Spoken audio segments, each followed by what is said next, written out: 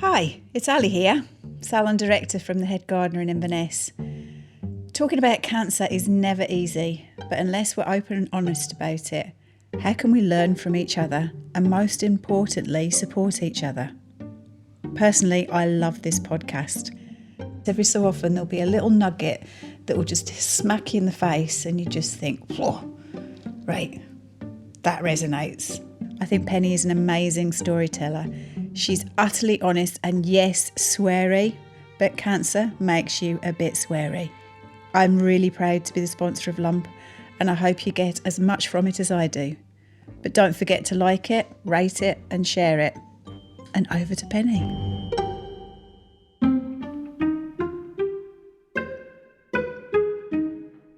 What do you do?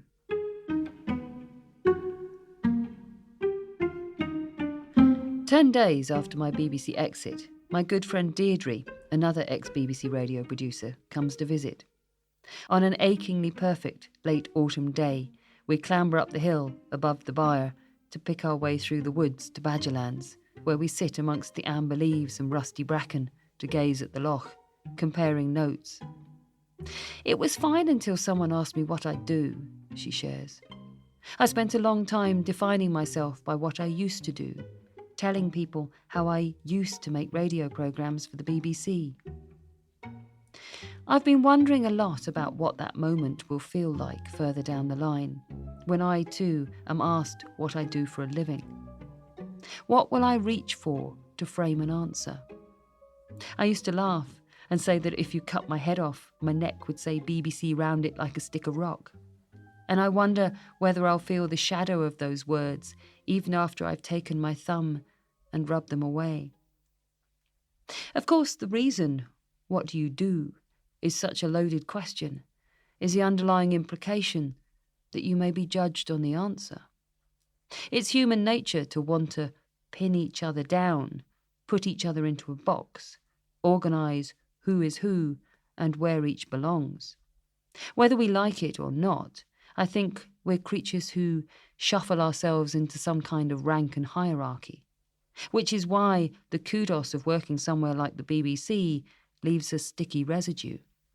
It's an impressive credential to have. It's weighty.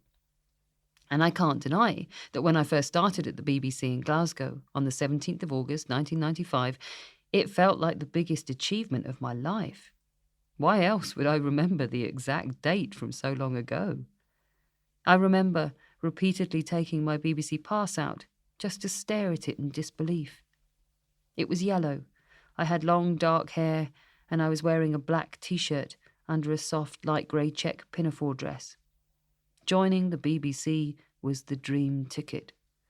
On reflection, I'm sure I probably waved those credentials around far too much over the years, drinking in the buzzy, excited response it always elicited, letting it all polish my ego. And because of that, I've always imagined that peeling away that association when the time came would be painful. But now, how I view myself is shifted. I think I used to have a pretty clear image of myself, an image which included working for the BBC for sure, but also things like being fit and healthy and physically capable. At no point in my imagining did my definition of myself include even the thought that I was a person who could get cancer. But I did get cancer. And it was so unexpected, so out of the blue shocking, that I feel I don't quite trust anything I held as true before that precise moment. You have invasive lobular carcinoma. Boom! You change. Just like that. I think it will be sad if you never present another programme, Deirdre tells me. You're so good at it. And while it's nice to be told you're good at something, I know to my core I don't need to present programmes. They're fun to do and it's been a great way to make a living. But I also know I would be perfectly happy if I never present or produce another radio programme so long as I live. And all that knowledge is utterly liberating. It turns out, working for the BBC does not define me after all. I suspect we define ourselves by the things that matter to us. The things which predominate push themselves to the front, so you reach for them first when you form your own narrative. Me, pick me, shouts the cycling part of my life. You've cycled hundreds of miles. Me, pick me, shout all the BBC science programmes I've made. People know you for this. This must be up at the top of the list. So you pluck at these different parts, then glue them together with things like partner, mother, daughter. After a cancer diagnosis, what matters changes, and in turn you unhitch the unnecessary. Who am I? I'm mother-to-be. I'm partner to David. What do I do? Whatever makes B, David and me happy. Whatever I want to feel alive. Whatever I can to feel like I've not wasted a single precious day. And because I feel so utterly liberated in terms of truly not caring about what other people think of me, because I've realised it really doesn't matter. That question of, what do you do? Holds no fear either. And when it comes, as it will, I suspect I will be quite comfortable in saying whatever comes into my head at that precise moment. Lump is sponsored by Ali McCritchie and the fantastic team at the Head Gardener Hair Salon in Inverness.